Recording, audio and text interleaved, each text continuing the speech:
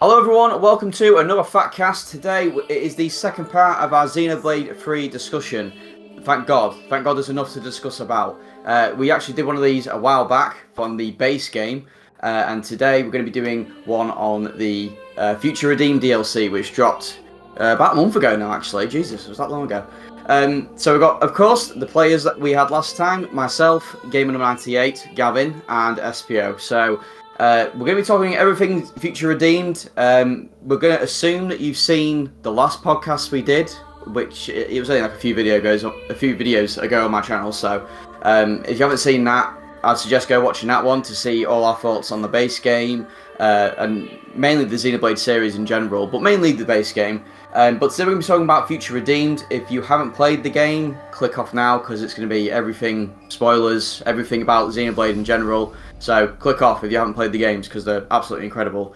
If you have and you want to hear our discussions, our discussion about it, then stick around because this should be a juicy one. Because unlike the base game, us three haven't really talked about Future Redeemed, really, have we? I think we've been saving it for this podcast, haven't we, guys? Pretty much. Yes. Yeah, so I'm interested to see what these guys think of it because, yeah, there's a lot here. It's pretty much about the size of Torna. I know SPO didn't play Torna, did you? But it's around the size of Torna. It's like a 20-hour game. So yeah, there's a lot to talk about. I guess we'll just start off with the biggest thing, which is the narrative. What did you guys think about it? Because as far as the base game goes, actually, I'll let you guys just explain. So just reiterate what your stance was on the base game on its own. We'll start with you, Gavin.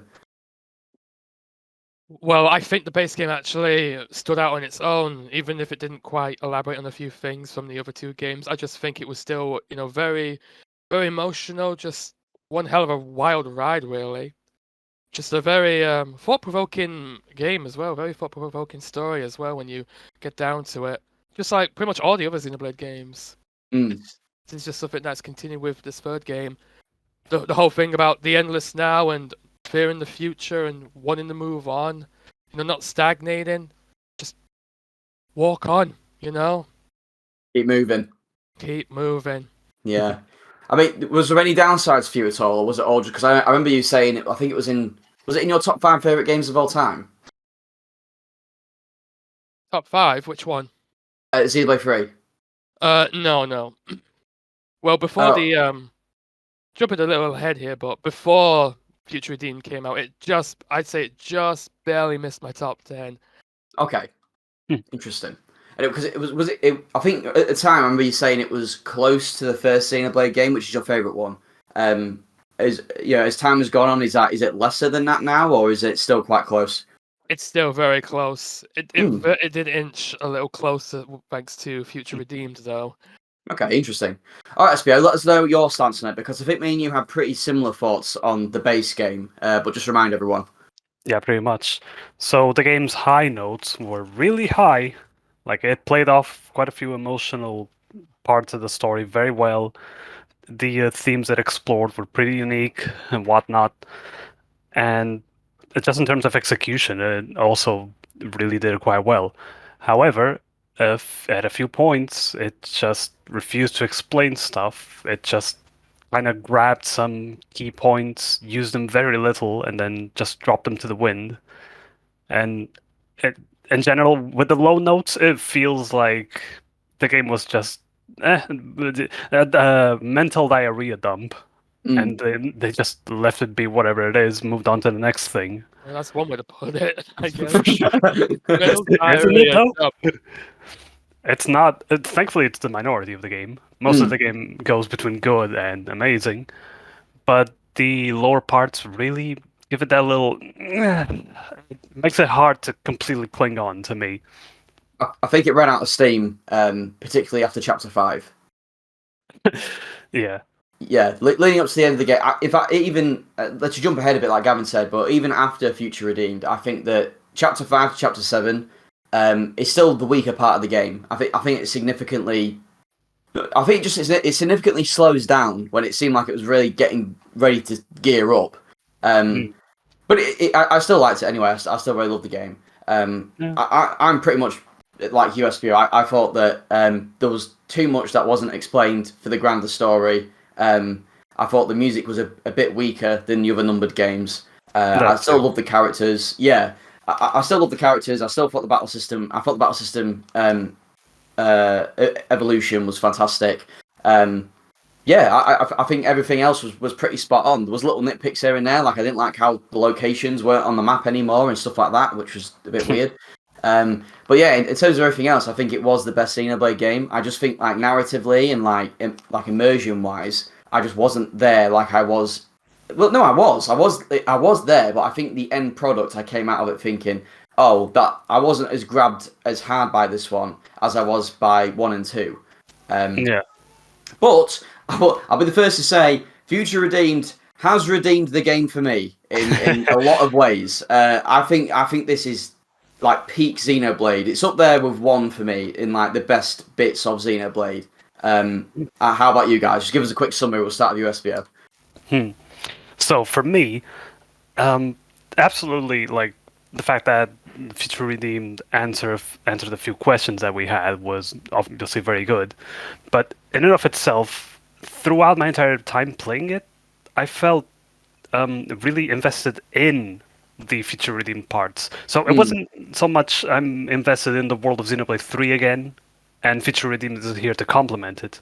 It was more like, oh, I'm actually invested in this small part of Sentry, the Sentry region. Yeah. Which is a bit weird, because it speaks of the quality of the. I keep trying to call it DLC. It's not DLC. It's strange though, isn't it? Yeah, it feels like another game. Yeah. Yeah.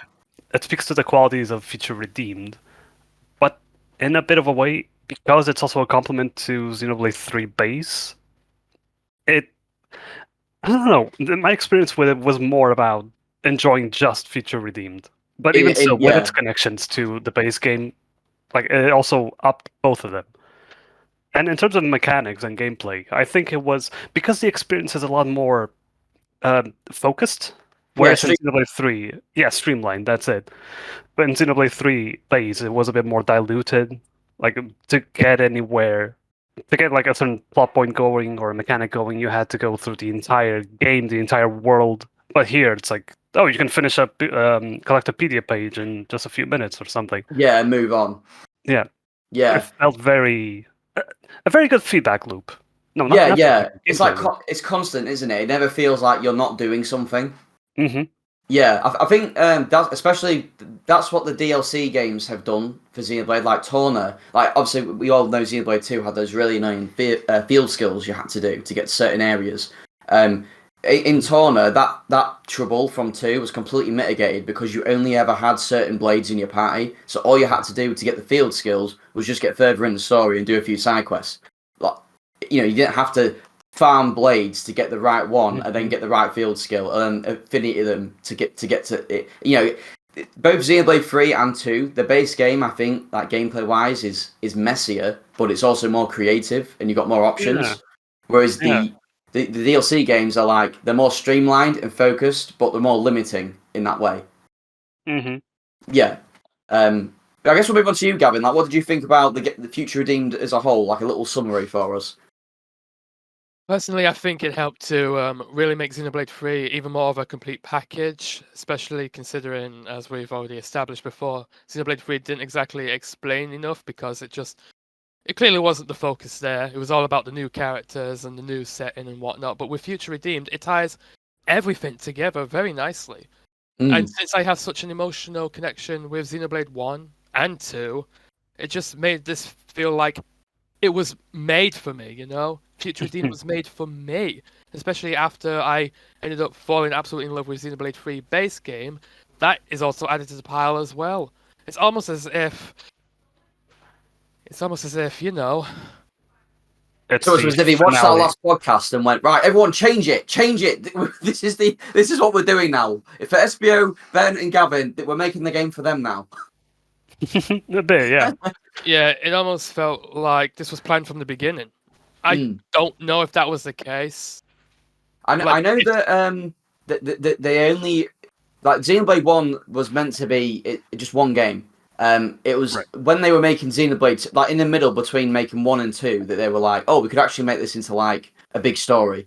and then they built upon it, which they've done really well. Because I don't think you would have known really by how well they wrapped this era up.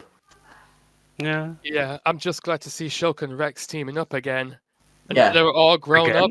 Rex especially. Yeah, because of the in the Xenoblade 2 Oh, DLC, right. you could have Shulk and Fiora and Elmer as well as Blades. Although jury's out if that's actually canon. Yeah.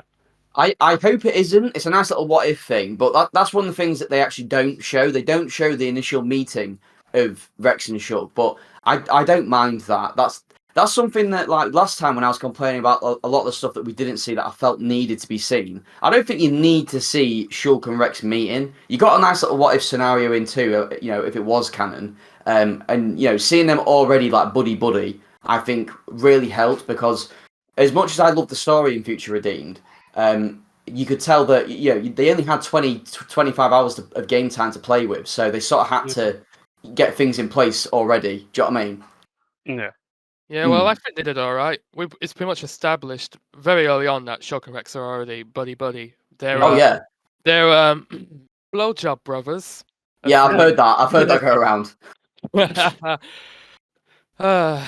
Yeah. they just have such a great dynamic. They play off each other so well. Like Rex is like they're just so contrasting to each other, and even even contrast themselves because Rex he's just so manly, and yet he's a kid at heart. I mean, have you heard him grinding on those ether slides? Way! Yeah, you guys are obsessed with like the falling voice clips and what have you in this game.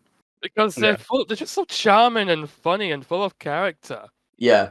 I think And that was one of my favorite things about Future Redeemed is that it was the relationship between Rex and Shulk. Like it wasn't.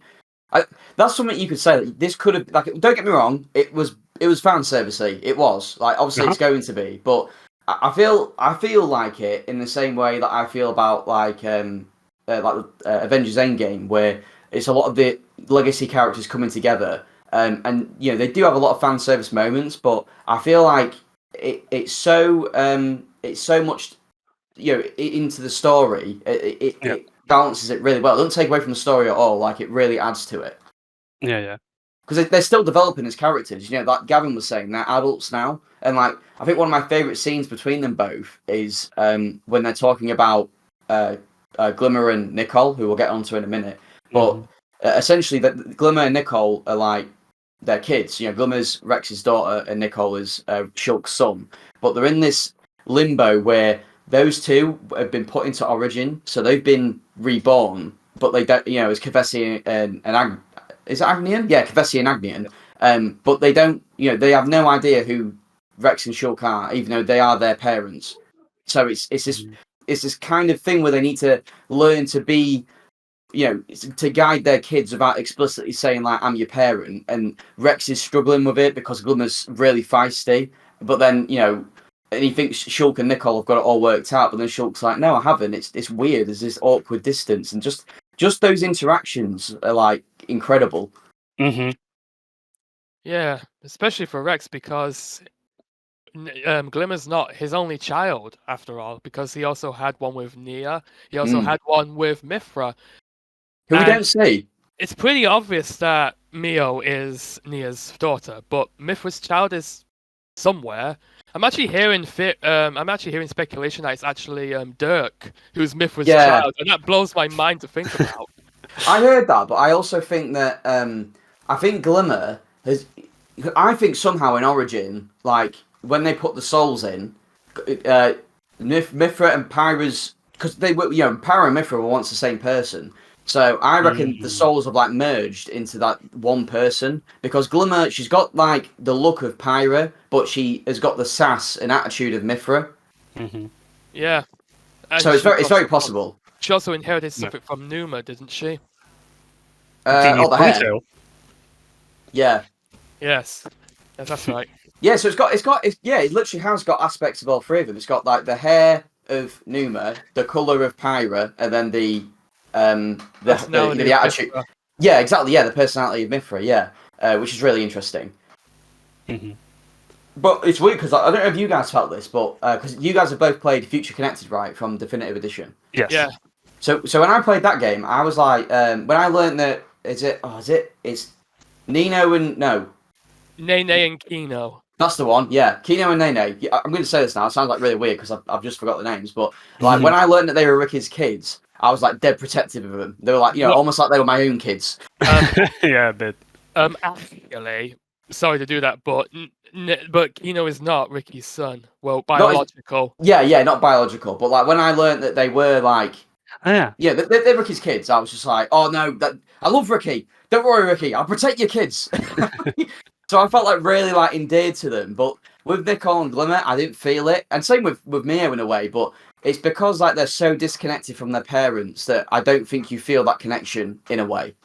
Sure, yeah. But I did love their characters. It's just I think out of the main 6 cast members of the story in Future Redeemed, I do think Glimmer and Nicole got the shorter end of the stick, but I don't think it was intentional. I think it's just because they didn't have much time to play with, really. I think they did the best that they could with them, with the amount of time they had. They're just so overshadowed by their dads, really. But, and the thing is, out of the main 6 cast members, Matthew's got his own thing going on. Like his own story is very central to Future Redeemed. Yeah, and then he's feeling full of beans the whole way through. The whole way through. Full. Yeah, from second one. But you've got Rex and Shulk, who are obviously like the most important characters because they're the ones that are, it's the culmination of all 3 Xenoblade games. So those 3 have got a lot going on. So yeah, Nicole and Glimmer, they're sort of like, they're almost like people. They're almost like the audience surrogate for people who only played Xenoblade 3. Like what the fuck's going on here? Like I know Kavesi, I know Agnion, I know the living to fight and all that. I don't know who Zanza is. What the fuck is Alpha? Like, Yeah. But that's something I've got to say is that I said this before. And one of my hopes for Xenoblade 3 in general is I said I hope it feels like you had to have played the other Xenoblade games to really get the most out of this. And I think that is the reason why they haven't done a physical version for Future Redeemed, which I am gutted about. But you could play Torna without having to play 2, and you could sort of just get away with that. I don't think you can play Future Redeemed without playing the others. No, absolutely not. Yeah. I mean, have you guys seen Harry McIntyre, the guy who plays Noah? Have you seen his stream of Future Redeemed? I've haven't seen the watched stream. highlights and clips of it. Yeah, so he played through the base game, and I played through Future Redeemed, and it's funny because I think like straight away people were saying like, Harry, you're not gonna get it. And he, like each time he starts streaming, he's like, I wonder if I'll find out what's happening this time. And I'm like, oh, I feel for him because I haven't seen a clip yet where they start talking about Zanza and like it's that clip where because I had to rewatch it a few times because I was like, what the fuck? That was like a massive dump. It's where they're on on the beach. And Rex and Shulk go and speak to A. And it's like, then they just start talking about stuff like, what happened with you and Alpha? And you're like, who's Alpha? And then it's almost like you're a fly on the wall. And they're just talking about it, casually. And then she's like, yeah, it's kind of like how it was with you and Zanza, Shulk. And I'm like, the fuck? Like, if I just didn't... so casual, yeah. Just so casually, yeah. And if I didn't know who any of this was, I'd be like, who the fuck is Zanza? What are they talking about? I'd love to play it with someone who only played Xenoblade 3, just to look at him and laugh. Oh, jeez, that would be like wasting a playthrough. It would. It'd be funny though. It would, yeah. I mean, what do we think of like A as a character then? Because obviously, she's very interesting because she's essentially the consciousness of Alvis. I guess we'll start with you, Gavin, if you want. Yeah, at first I was a bit confused about who A was supposed to be because, well, she's named A, so that made me thought, wait, is this the missing console A? And that still might not be the case because what connects her to Mobius exactly? Or nothing really. I do have there are some like ideas though out there, mainly the fact that Alpha. Well, we'll get to that later actually because it's not really relevant now, but. Well, the fact that A is basically the real Alvis, the one that Shulk met in Xenoblade 1, that definitely gave me like some comfort because I was just as confused as everybody as to why Alvis seemed to be evil. And then when you actually play Future Redeemed, you find out why. It's because he's a machine. He is just he's just a part of the Alpha's machine.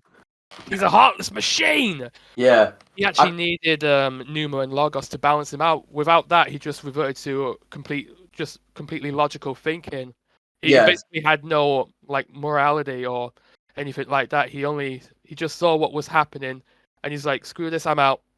I think the ironic thing is that with the Trinity processor, he was the arbiter between Logos and Numa. So he was actually like, he was the one who was sort of like making sure those two did their jobs. And then, without those two, it's like, it was like it's almost like a boss of a company and he's got no employees anymore. He's like, the fuck do I do? And he's like, goes on like a tyrannical rampage or what have you. Yeah. But I think I said it before to you, Gavin. I went something that I spotted, and it's really I like that because it's like a character trait almost with Ontos. Is the fact that when Klaus first activated the conduit, his like immediate reaction was like "fuck this shit, I'm out," and he left and like created the world of the Bionis and the Mechonis. And then as soon as that started crumbling, he was like "fuck this shit, I'm out again." So his whole thing is just running away from when things get tough, really. He didn't exactly run away though. He basically reverted back to a core crystal, as you see in that one flashback cutscene of Shulk picking the core crystal up. And not only that, but Shulk is actually wearing his Future Connected outfit as well, which means it happened after the events of Future Connected as well. Yeah, I think I think I said that in hindsight, it's interesting because so Alvis, the only reason he reverted back to a machine is because he was no longer being influenced by Klaus because Klaus was dead now. And it's a bit like it's a blade essentially. Ontos is a blade. Well, not exactly. He's not exactly a blade because he wasn't. He didn't come forth in Allrest. If you look at Malos and Pyramithra, they became blades because that's just how the world of Allrest worked. Their cores are still technically core crystals, so they were able to become blades in that world. Yeah. But with Alvis, that didn't happen to him. He basically served kind of a similar role, but not quite as well. Yeah, it's like not I guess not literally. It's more like in the same way. Like Logos or Malos was only the way he was because he was influenced by Malthus.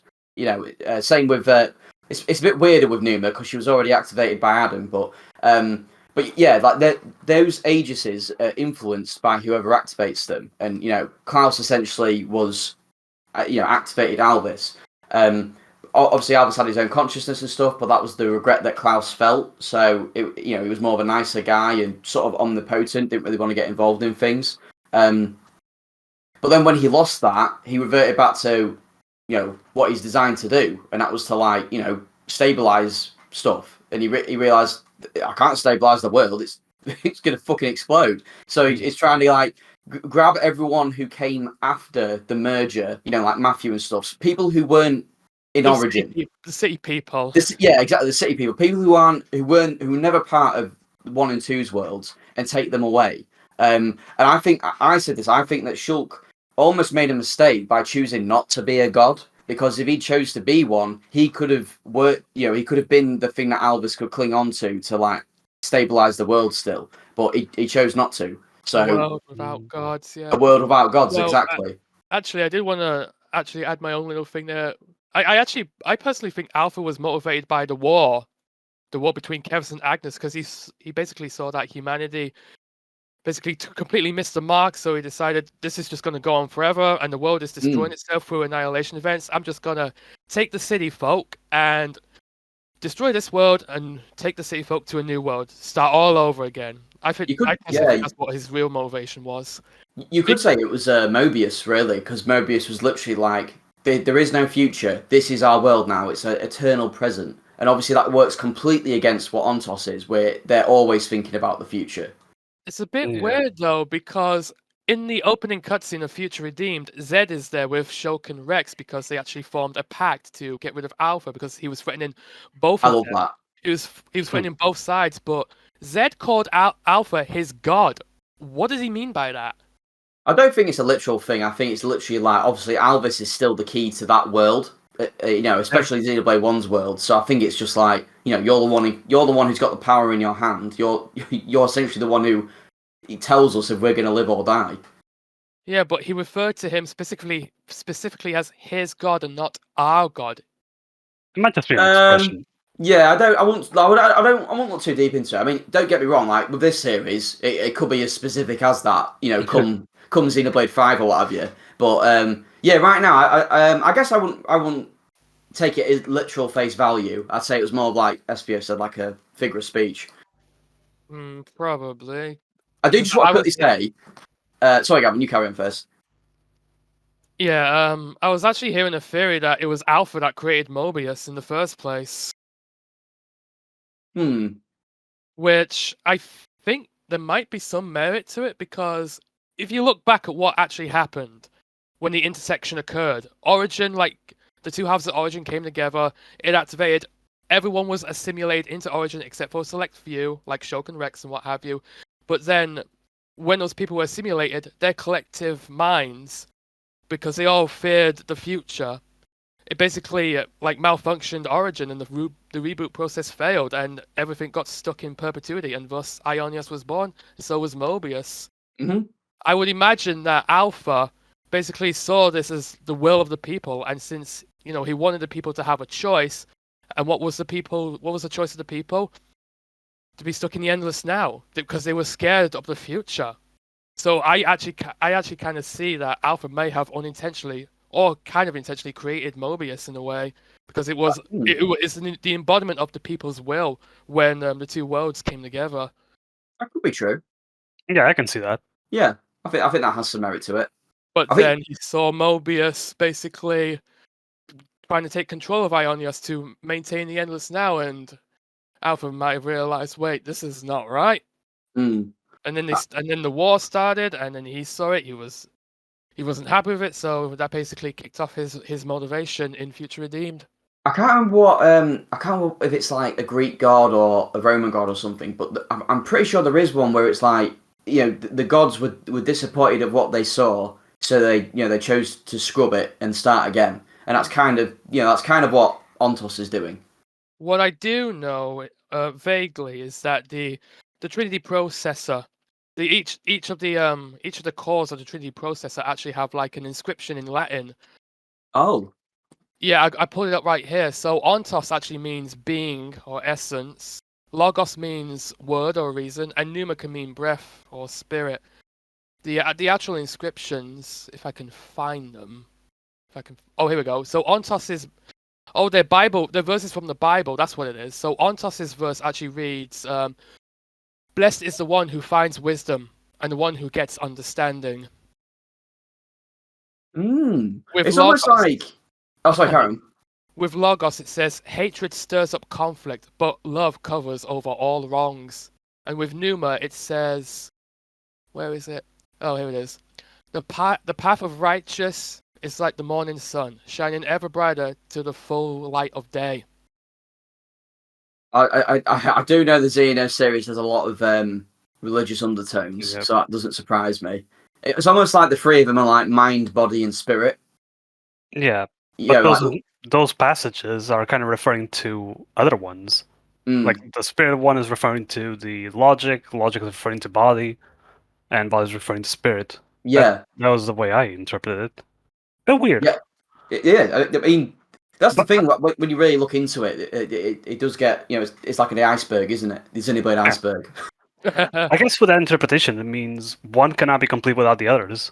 Like, sure, you may have Yeah. like Well, mind, yeah, of course, but without spirit, you're gonna crumble. Well, yeah, Mm. exactly. That's why Alpha basically lost his like consciousness, and that's Right. why he reverted back to just logical programming without any sense of morality or like sympathy, I guess you could say.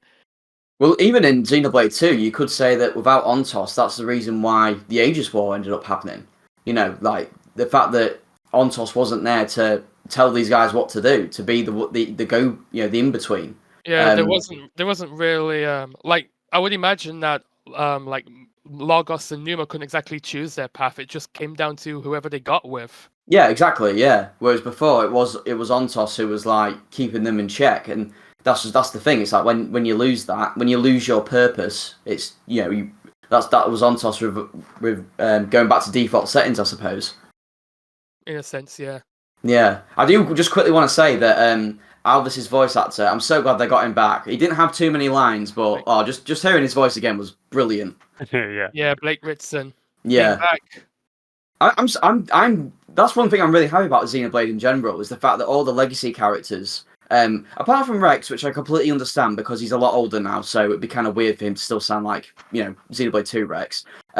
They've all come back. Like all the legacy voice actors have come back. Like even years after, for example, what's his name again? The guy who plays Alvis, Gavin.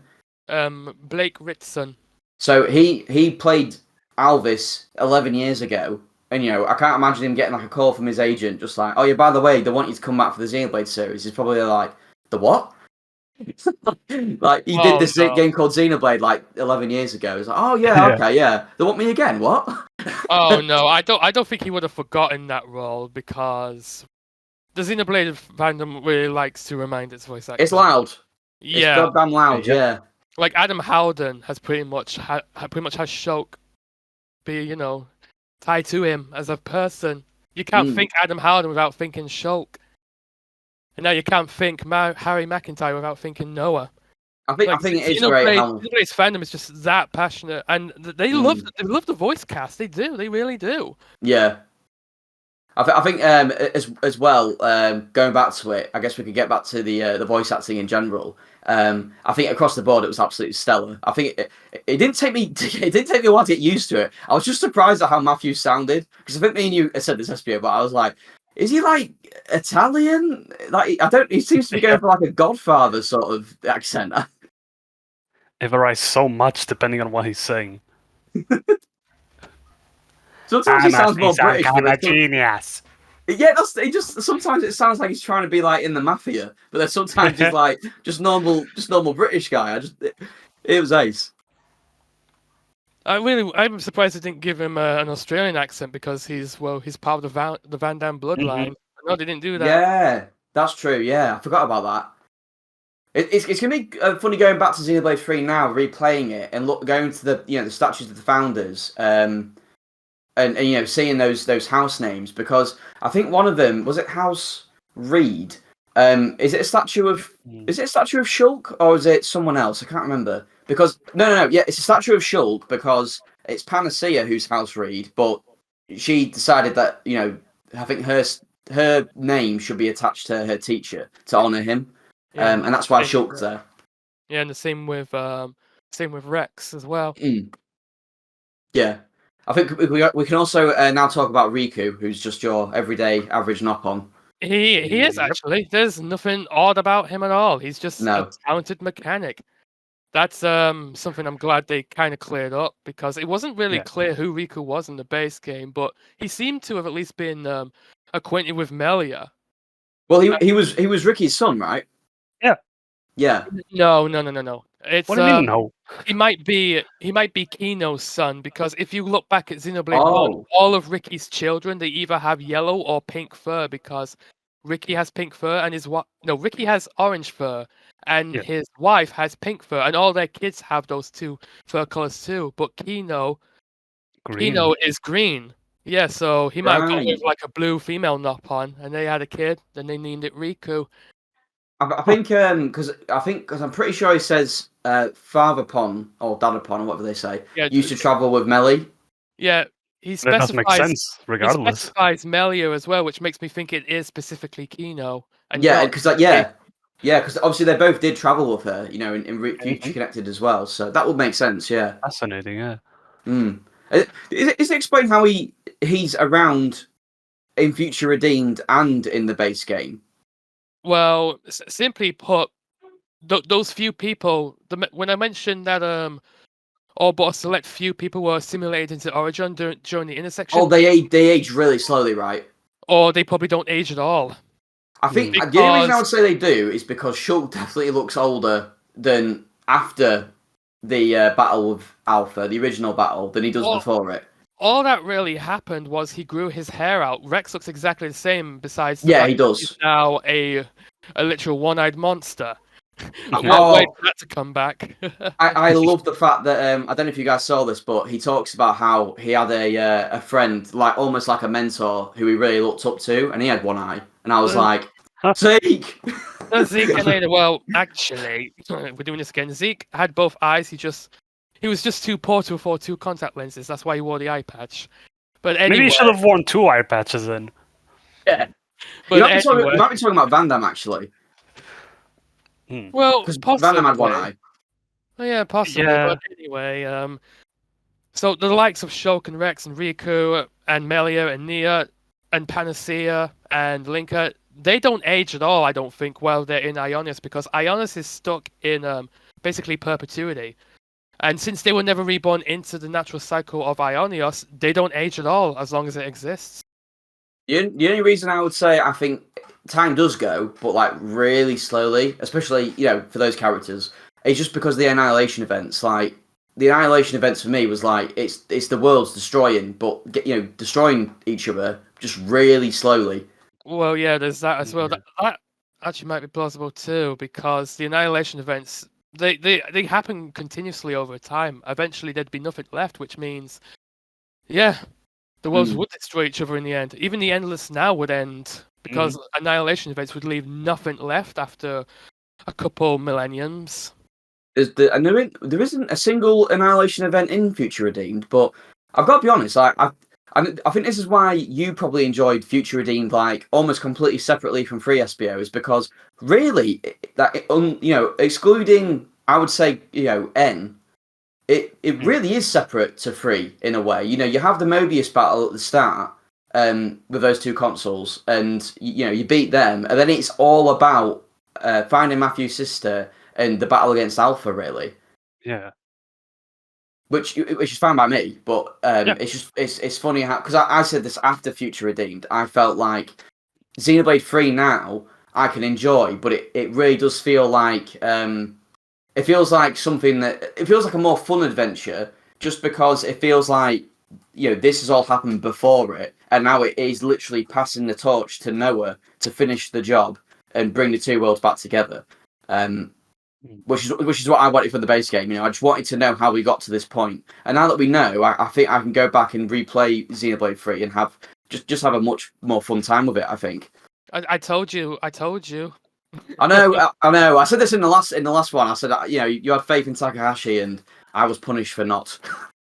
You got your hopes a bit too high. Yeah, I mean, the Future Redeemed just like it had all those hopes. Like I think I said like the world. For example, like in Xenoblade 3, the base game, when they went, you'd see that at the Fallen Arm and stuff. Like you're absolutely jizzing your pants over it because we all know where it's from, but like no one is talking about it in the game, so it feels a bit like, it's like, oh, I love it. I just wish that I was with characters who also knew what was going on. Well, no, there's not really anyone left, is there? No, that's what I mean. Like, it wouldn't make any sense if Noah and Lance just started going like, "It looks like the Mechonis arm." I'd be like, "Oh, like what the fuck?" Yeah, it wouldn't make any sense. But like, Future Redeemed is literally stuffed with like affinity scenes about areas from Xenoblade 1 and 2, and oh my god, I love it so much. I actually really like how they referenced that one shrine from the Bionis leg. Yes, that's my favourite one. Yeah. When he's like, "Oh, that place." I just shit my pants. Oh, now I remember that shrine. I wasn't recalling because it's in the water now. Yeah, it's all. I think it's called like the waterlogged Daxus Shrine. I think that's its name. Of course, I couldn't remember that place. Fucking arachnophobia. Soft, why did you do that? Why? I will never forgive you. I saw the shrine and I was like, because the affinity scenes were my favorite things to find. Like, and the amount of times like I literally cried. Like, I actually cried. Like, I cried when we first got to Colony 9. I was like, oh my god! Like the music played. Like, you could see Colony 9 from over the hill. You get to Colony 9, it's all like all overgrown and stuff, and I'm like, oh, we're home. And then immediately I'm like, Dunban's house, get me in Dunban's house. Yeah. And there's an affinity scene there, and Shulk talks about him, and I'm like, oh, and he looks out the window the same way Dunban looked out the window before he went and caught up with Shulk and that, and I was just like, oh, this is perfect. It's a little sad though, because Shulk's wording makes it sound like Dunban died before the intersection happened. It's possible, yeah. I mean, to be fair, you don't really they don't mention much about the previous party members, and I don't think they even really named them. To be honest, I don't think Yeah, like no other party member names are dropped, but like you know who they're talking about. Like my immediate thought was Dunban's house, Outlook Park, and the lab where Shulk used to work. Unfortunately, the lab isn't there anymore. But like Outlook Park was, he talked to Nicole essentially about his mum, and the feels. But I remember telling you guys, That it's was so dumb weird man over how. there. Yeah, that was Unman over there. I remember telling you guys how weird it was that Shulk was just so coy about it. Oh, Mm, there's this person that almost like I under his guess I breath. know. Yeah, like dude, you're talking about his mother. It's not Yeah, just a human being somewhere. I Maybe in the way they had to be a bit coy because hey, if you never played Xenoblade 1, you'd be like, all right, more lore that I need to memorize, and then it would never be brought up again, and you'd just mm, be like confused. I kind But of think they that's still kind only. of underplayed it a bit. I kind of think that was only one reason why they did it that way. I also think they did it because, well, it might be more of a storytelling reason because the original city was destroyed. They want to be able to destroy Alpha and rebuild the city again. Them being family isn't really important right now because Shulk and Rex, they know what would happen to them when they defeat Alpha at the end of I Future Redeemed. guess. So it wasn't important basically. Plus, they didn't want. Could you imagine what Glimmer and Nicole would go through if they actually learned the truth? They'd yeah, probably be pretty yeah. They're heartbroken. complicated because for them the concept of a parent doesn't really mean anything. I do They're get about what to you're be As getting well. at. babies. There's also that as well because they were originally removed them from the cycle somehow at the end of the game. Yeah, I think one I agree. I think that there's two reasons why. One of the reasons is it's one of those where you open that can of worms. Fucking hell, we're gonna have like another 15 hours of getting over this Yeah. narrative bump. So I think again, like if they had more time, they could have possibly done that. I think the other one was just the fact that they even say it in one of the cutscenes where like they're trying to bond with them again. They even say like I wasn't expecting to sort of see them again or anything like that. And now that this has happened, I think that they're just it's almost like they're wanting to just sort of leave them in their own bubble, but at the same time they can't help themselves because it is their child. Yeah. For Yeah, everybody involved, it's Mhm. important for them to be emotionally distant. yeah. It's weird because it's like a complex thing. It's like God, you are my kid, so I want to be the parent to you, but at the same time, it feels like you're not my kid because you've grown up completely different to how I remember you. Yeah, they live their life completely differently as well. Yeah. It's funny really because, and again, like because the pacing is so quick because they didn't have much time, but you do go from like the Mobius centric Xenoblade 3 kind of story where Matthew comes and Ouroboros is them. You go from that into the Xenoblade stuff, the bigger Xenoblade stuff very quickly. Mhm. Not that I complained, but it's one of those things where, and again, like I thought this about Xenoblade 3, that was a very quick 100 hours for me. Like I could have gone for another 100 because it just went so quick. Future Redeem's the same. It was such a quick 20 to 25 hours for me. I just want more. Not that's this time. It's not a negative saying that they left like anything out. I just enjoyed it so much that I could have played forever. It was brilliant. It was just that good what they were able to do in such a short time span. Oh, Yeah, and juicy. I think one thing I want to talk about as well, and you guys can talk about this too, is the music. Um, I it's really strange because again they really did move away from like the flute of Xenoblade 3. That Mm. as soon as you get out from the original area, like Vermilion Woods, and you do the Mobius battle, it's honestly God, it's just they're using the Xenoblade 2 and 1 like sounds again. Like gone is the flute and back is the guitar and synth music, and I love that. Like I did like the flute. Don't get me wrong, but God, I like the guitar in the Black Mountain song, and the synths in the Aurora Shelf Night song. Like I love those pieces so much. There's definitely like a thematic reason why they did that. The first thing being, well, it's not based in Xenoblade 3. Of course, yeah. And as far as we know, Homecoming isn't even a thing in this time. Homecoming is No, a it thing. is. That's why Glimmer was so mad because she was Yeah, near remember? Homecoming. Well, maybe not necessarily Homecoming, but more like Off-Seeing. Right. No, yeah. Off scene didn't seem to be a thing at all. Because it's also just not part of the story in Future Redeemed. And Mm. since it's basically it's Shulk and Rex in the spotlight, of course it's going to go back to those to basically that to that style of music from those games as well, I just, because they're the focus.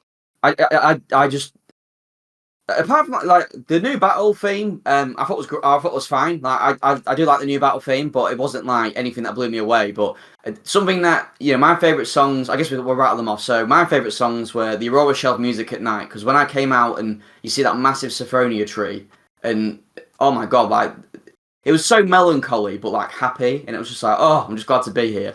The Black Mountain day and Oh night yeah. theme, oh Oh my yes. god, Oh yeah, the yeah, Black Mountain theme is so good. it's It's incredible. it's those guitars, I'm telling you. Yeah, it It is. reminded me so much of the World Tree theme.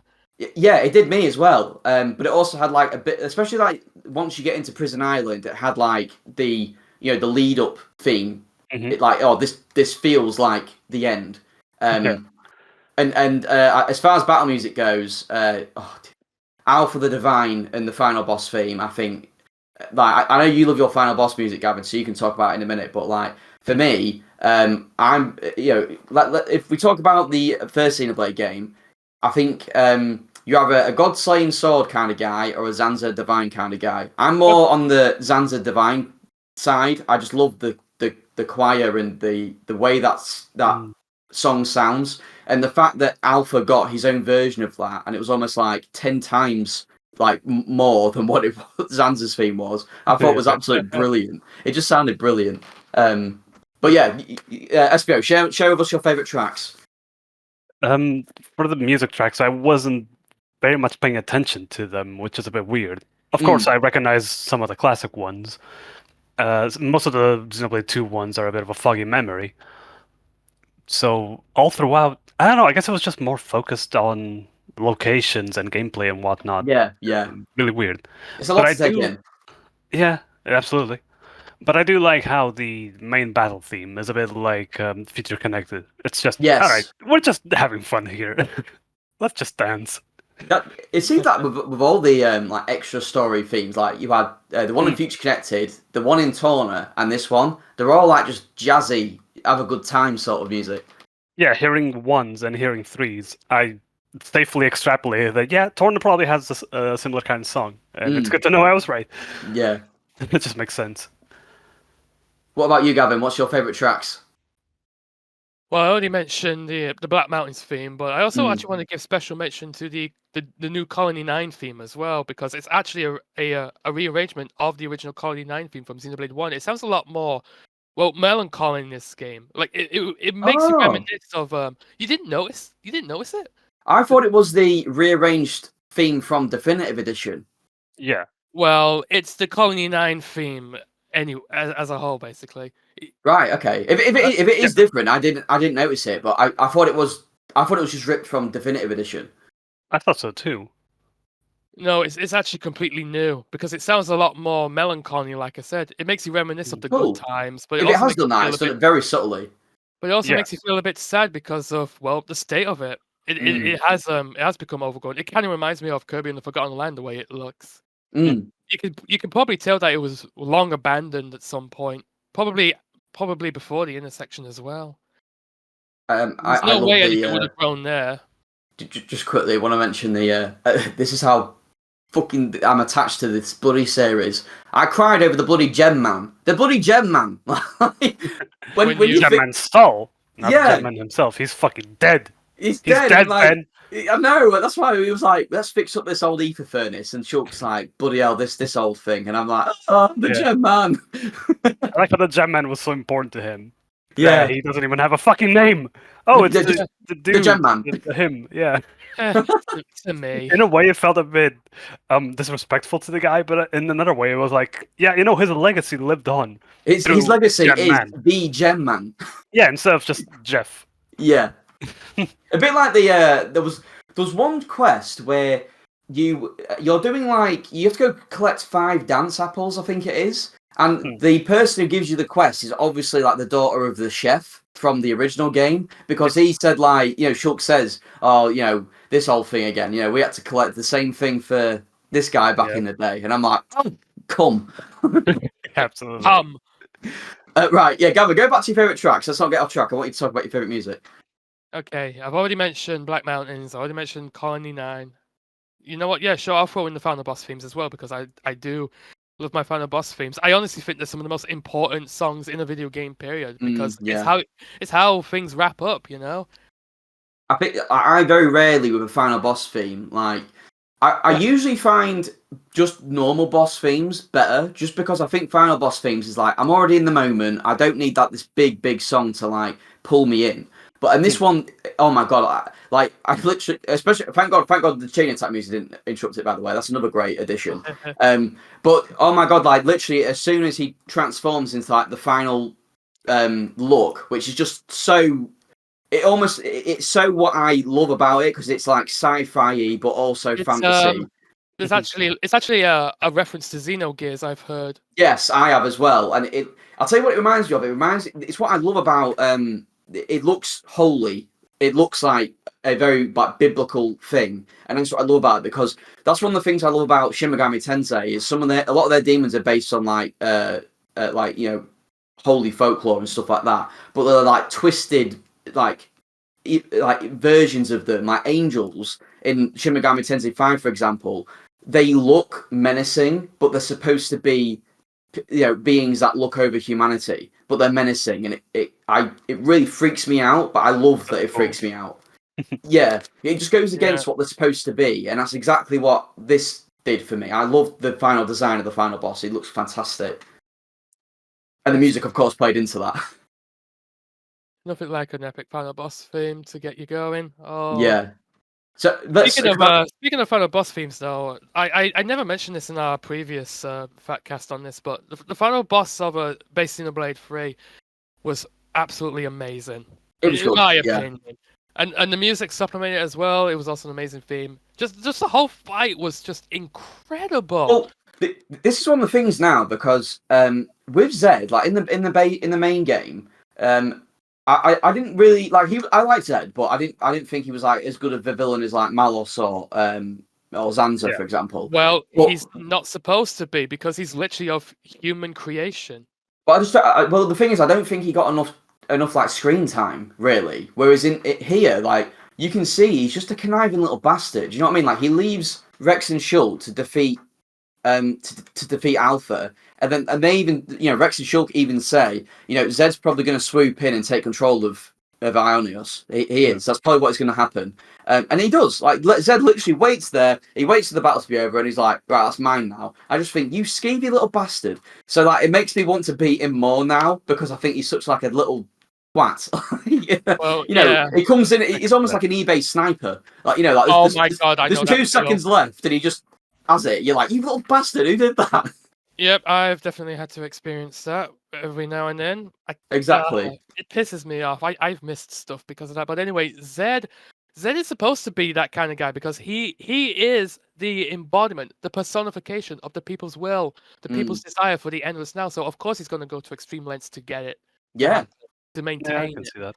It makes me appreciate him more now that I've seen how like he made a pact, he broke it, and then just pretty much did everyone over because he was like that's one thing I love about it is the fact that Mobius, don't get me wrong, they're threatening, they are, but they're not the problem here. Like the problem is Alpha. Alpha's just so powerful. They take out Alpha, Mobius sees his power, and now that sets off the story for Xenoblade 3. And that for me is just so interesting because I always thought like I was like, Mobius is strong, but how strong are they compared to like previous villains? Where do they fit in the picture? Whereas now I know that they're not stronger than the previous villains. It's just the fact that pretty much everyone else has beaten each other, and now there's no one left. So now Mobius has managed to seize power that way, and I like that.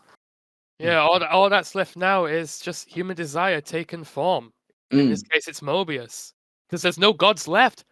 The world was already, a world without gods. Yeah. And Alpha's gone, who was pretty much the closest thing to a new god after Zanza died. So there are no gods left. All that's left is Origin to reboot the worlds and set everything back to normal. And Mobius is the obstacle to take down to make that happen. And again, Mobius it represents the people's desire. So really, like I said in the previous PHATcast on Xenoblade 3, humanity is its own worst enemy in this case, especially since there's no gods left. There's nothing to govern them anymore. So, we could go for a long time. So, and I know this. We're probably going to talk about this bit. So I'll try and make this our final sort of segment. But let's talk about it. Are we going to talk about the radio? Let's talk about the radio scene. Let's talk about what happens after you battle N, which I just want to quickly say I think was actually the hardest boss in the game for me. Enemy's too strong. Oh, sorry, wrong game. No, it wasn't like he didn't beat me. Like I didn't lose, but like he was putting me in positions where I was like, "Oh shit, I have to be careful here." Did you know you can see a great fairy to enhance your armor?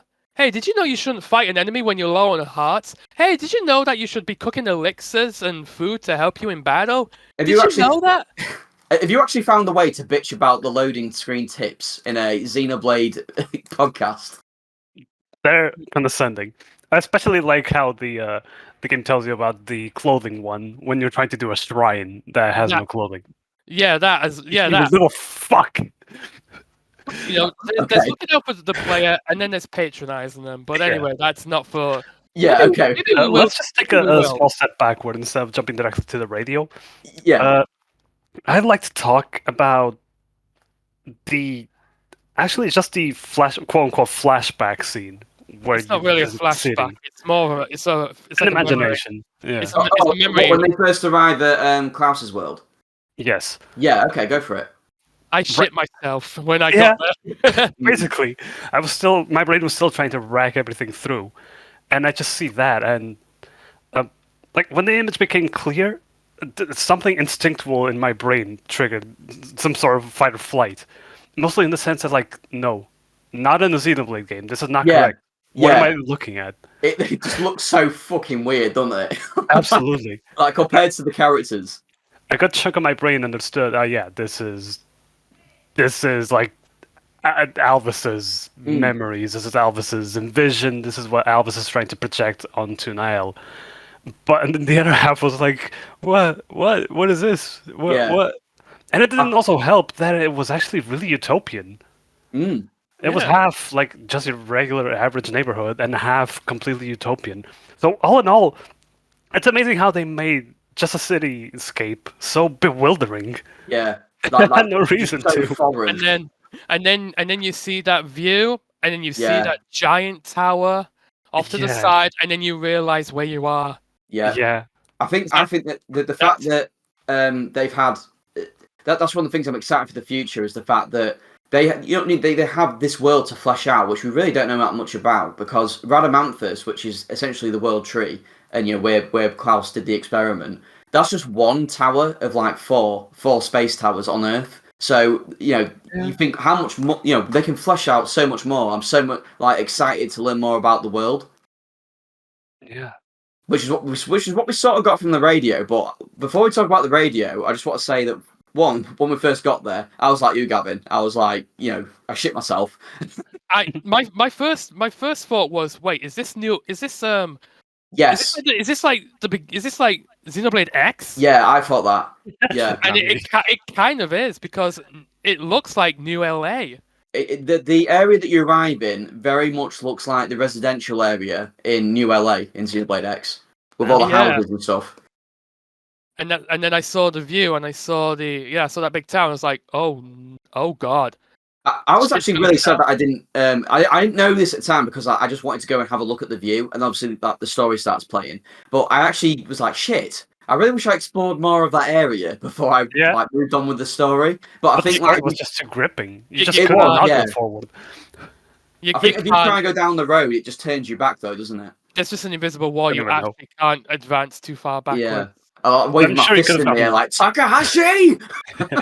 Yeah, but I'm sure you could have gotten closer to some of the buildings and whatnot, but the story just wouldn't let you. You just had to go forward. I don't need details, I need answers! Yes, exactly. I mean, one of the things I love is when, because this is the thing, as soon as you got to the radio and that radio was playing in the background, I was looking at it and I was like, okay, I know something mega is going to drop in this radio here. So it was kind of like, I'm going to need to watch the scene twice. But I tried, but one great thing that I saw, straight away, a juxtaposition, was Niall is like, look how fantastic it is here. And on the radio, it's talking about how, there's a load of human rights violations and stuff, and how Oh my it might God. look like a utopia, but it's really not. There's a lot of stuff going on in the background, and it's just like a really cool juxtaposition. Of course, they're also dropping a load of other Xeno stuff in the radio, so you're like, Oh yes, they are. Where yeah, do we begin with that? Where do we begin with? Well, first we've got to talk about the radio itself, haven't we? Because yeah, the logo, the logo Mm. is Vector Industries, which was from Xenosaga. Not only that, but they name drop a character called, what's his name? Dimitri. Dimitri something or other. Yeah, I can't remember what his last name is, but He he's a he's an antagonist from the Xenosaga series. Mhm. They also mention the things from Xenoblade 2, the Saviorite faction as well, which is being controlled by this Dimitri. Wait, the Saviorite factions in Xenoblade 2? Yeah, it was a translation error though apparently in Xenoblade 2. Oh, right, okay. But they are wait, pretty much one and the same. when did we learn about that in Xenoblade 2? In the experiment scene, was it? Oh, right, okay. What, when... Oh, okay, before they go to the Klaus bit? I believe so, yeah. Right, I see. I know they mentioned the Radamanthus Tower, which is where you go in Xenoblade 2. Yes. They also mention... Is it Project Exodus or something? And that's a Xenoblade X thing. They mentioned the Earth Life Colonization Project and Project Exodus, which are Xenoblade X things, but Yeah. it doesn't necessarily tie it into the events of Xenoblade X. There's a bit of like plot hole shenanigans going on if you try to do that, but they're more like references. This colonization project is actually, it serves a different purpose than it ultimately does in Xenoblade X, where it's to abandon Earth and find somewhere new to live on. It's actually just to find, just to colonize other planets outside of Earth, basically. This is one of the things, really, because in Xenoblade 2, it looks like they're fighting an interstellar war, and obviously that's what they flee from in Xenoblade X. So they could have planned to do that. They could have planned to do that, and then maybe it didn't work out, and then later on they actually have the infrastructure in place to do it, but they have to do it under different circumstances, which is evacuation. So Xenoblade X, it looks like it could be very far in the future from what this is, but just the fact that they're tying all the Xeno games together, I was like, but I'm usually not a fan of the multiverse thing now because of it's been so overdone, but this is done it in such an exciting and the right way. It gave me the same feeling as when I found out Xenoblade 2 was connected to Xenoblade 1. Like, jaw is on the floor. I'm just like, what are you doing? I can't wait for the Xenoblade X to come on the Switch. Yeah. And then they release some DLC like the main title Xenoblades we had. And that DLC is the one that's going to tie everything. They actually might, because Xenoblade X actually ends on a cliffhanger. It does, yeah. That's why I think that, because I know that after Xenoblade X was made, Monolith even said that they realised that the feedback they got was people really wanted the story-centric games. And Xenoblade X has a story, don't get me wrong, and it's a pretty decent one. It's just one of those ones where it's like, they don't really go all the way with it like they do in the numbered games. I really don't remember much of the story of Xenoblade X. It was just there. It definitely took a backseat to the rest of the gameplay. It was more about, like, to be fair, Spio, like, in a way you might like appreciate it more as a game because it was very open world, very much just there was a lot of other things. It was definitely the exploration and gameplay was the focus. But again, like if they bring Xenoblade X over, I'd love that. I think this is where they're going to go now because they've done the numbered games. I think that they're going to go back to X now, or what I hope is a remake of the Xenosaga games. I think it might be the latter because of a few things. Well, first off, we got to talk about that ending shot, haven't we, real quick? So go for it. Explain, Gavin. So at the end of the credits, you see the result of Origin rebooting. You basically see Ionios from the outside, from outer space. It basically looked like a space distortion in the shape of a Mobius symbol. I literally went, well done, Noah. Well done, gang. And then you see the world of Bionis and Ulrest start to separate out. And then they come together. They form one planet again without destroying each other. They reformed Earth. And then you see a little blue light falling down to this newly formed Earth. What is that light? That light, well, it's it's not really like officially confirmed, but it's highly speculated to be Cosmos from Xenosaga again, because this shot of the blue light falling to Earth basically matches up with the ending of Xenosaga 3, where we see Cosmos drifting towards Lost Jerusalem, aka Earth. I think Xenosaga would also be interesting as well because it'll be interesting because I reckon they could like remake it, but remake it in a way where they could fit the Xenoblade series into it. Because I don't know if they would find the Conduit or the Zohar after the Xenoblade stuff or beforehand, but they do find the Conduit, called the Zohar in Xenosaga. They do find that on Earth. So yeah, I don't know if that is how they find it, and then Klaus gets it and does the experiment, or if it's going to be redone in some way. Well, it is possible because the Zohar and the Conduit, they have the exact same shape. They do, yeah. And the Trinity core processors also have that same shape as well, so there's definitely like a connection. Also, I don't think it's a coincidence as well that the life holds in Xenoblade X, they also have the shape of the Conduit. Yeah. I personally hope Xenosaga does get a remaster, because they flew under the radar when they first came out on the PS2. It doesn't help that only the second game released in Europe. Yeah, I think the reason why I want them to remake it too is because I think Monolith have learned a lot. Especially after making Xenoblade, they've learned a lot about game development. And I know that Xenosaga 3 is known to be really good, but the other two, like, they're a bit iffy. And I think if they remade them, they could really do it how they want to this time. Apparently, development on the Xenosaga trilogy was pretty rough for Monolith Soft. This was actually the first project they made after basically forming, after disbanding from Square after Xenogears. Yeah, I'd also love a remake of Xenogears, because again, that game was like, I think it has like 2 or 3 discs, but like only the first disc really had any game on, because like the other 2 discs were essentially just cutscenes. It's just like, Takahashi really is just a visionary, isn't he? He is, and basically what he wanted all along. He wanted to make like an anthology series, with Xenogears being like the beginning of it all. It's called the Perfect Works, is what he's referred to, like his plan. The Xenoblade, I think it's not like you don't want to do it like as is that now, but he wants to still take a lot of inspiration from it and do that storyline. I haven't seen it, so I don't know. I don't know what his plan is for the future, but I'm very excited. Like, I can't believe people thought this would be the end of the Xeno series. It's definitely not. Like, he's obviously got a lot of stuff planned, and I'm very excited to see. Yeah.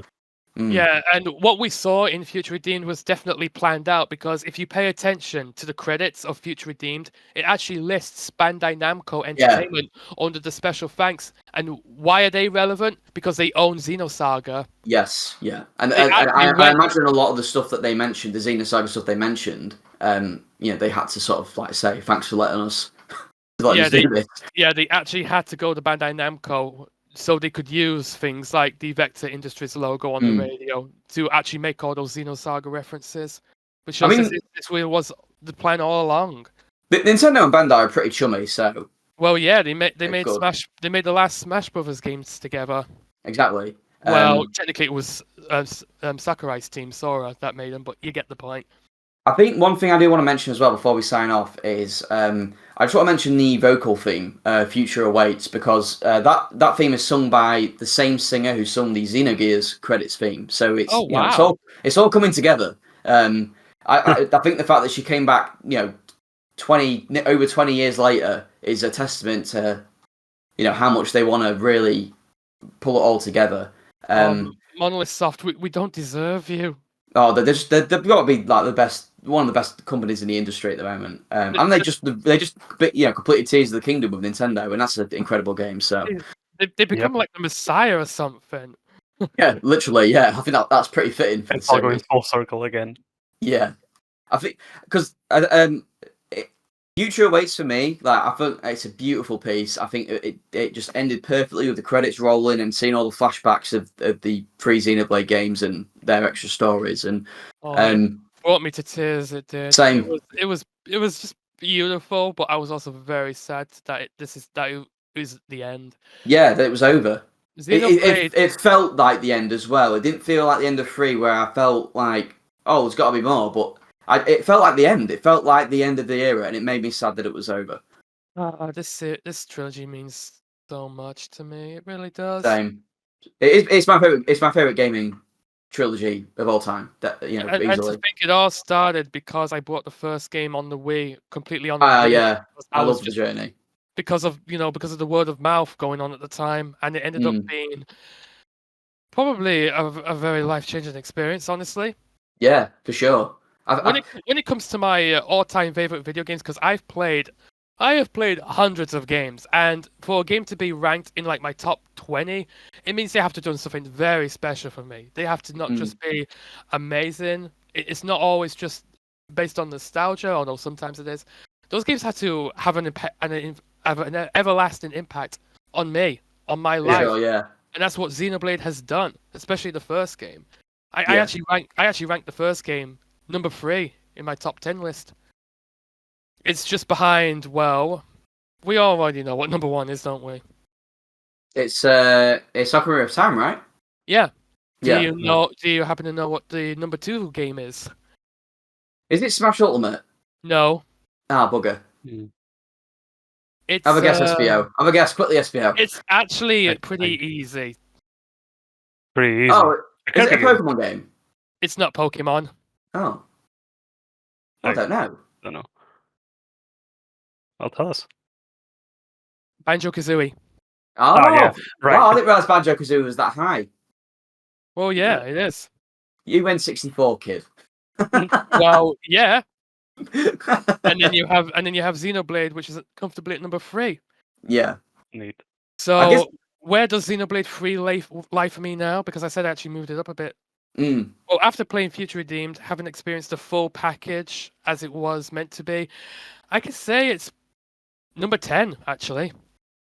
I think Xenoblade 3 for me now, the Xenoblade trilogy in general, it's a hard one where it's like, I can like the games individually, but as a package, they're just something else. And I can't imagine now having one of them without the others. Apart from maybe one, because we had one for so long. So for me, like I love them all. I do like one a bit more than the other two, but like I love them all equally. Like Future Redeemed has really, really bumped 3 up for me. And I haven't replayed it yet, so I'll have to see if that confirms how I feel. But I really do think that it's moved up there to be alongside my favorite games of all time. One of my favorite trilogies of all time too. I already said Xenoblade 1 is number 3, Xenoblade 3 is number 10, Xenoblade 2. Yeah, it's not actually that high. I'd say it's around the 20s. It's not that high, but for it to be that high still means it's important to me, and it is. Yeah. The only thing that's keeping Xenoblade 2 out of like my top 20 is some of the gameplay mechanics, because I just think the game has scrappy mechanics up the wazoo, if you know what I mean. Yep. Going off TV12 terms. The whole thing of the gacha system with the rare blades, the field skills, the fact you only have one save file, you can't review tutorials. The game is just brought down a smidge by some bad game design choices, but the story, the characters, and the world are still incredible. And Chapter 10 as a whole in Xenoblade 2 is still probably one of the most memorable video game moments for me ever, honestly. It's right up there with like picking up the Master Sword in Ocarina of Time or reaching the top of Gruntilda's lair in Banjo-Kazooie. It's right up there for me as one of my most favorite gaming moments ever. Just because it was just that shocking and just that hype, you know. Yeah. And now after playing Xenoblade 3, yeah, I can confidently say Xenoblade 3 is now my 10th favorite game of all time. It was a little lower before the DLC, but it's now ascended because of the DLC.